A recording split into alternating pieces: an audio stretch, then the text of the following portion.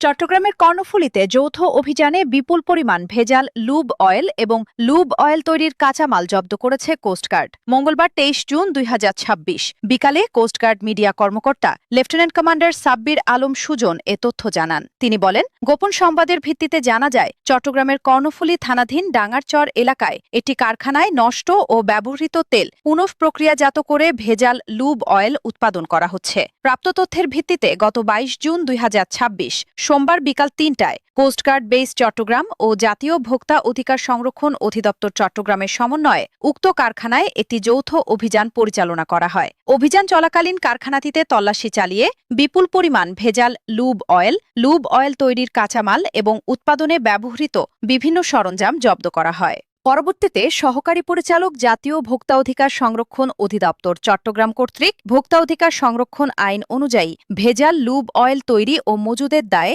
মালিকপক্ষ থেকে ৩ লক্ষ টাকা জরিমানা আদায় করে তা সরকারি কোষাগারে জমা প্রদান করা হয় এবং কারখানাটি ১৫ দিনের জন্য সিলগালা করে বন্ধ ঘোষণা করা হয়। জব্দকৃত ভেজাল লুব অয়েল তৈরির কাঁচামাল এবং উৎপাদনে ব্যবহৃত সরঞ্জামাদির পরবর্তী আইনানুগ ব্যবস্থা গ্রহণের কার্যক্রম প্রক্রিয়াধীন রয়েছে। তিনি আরও বলেন, জনস্বার্থ ও ভোক্তা অধিকার রক্ষায় কোস্টগার্ড ভবিষ্যতেও এ ধরনের অভিযান অব্যাহত রাখবে।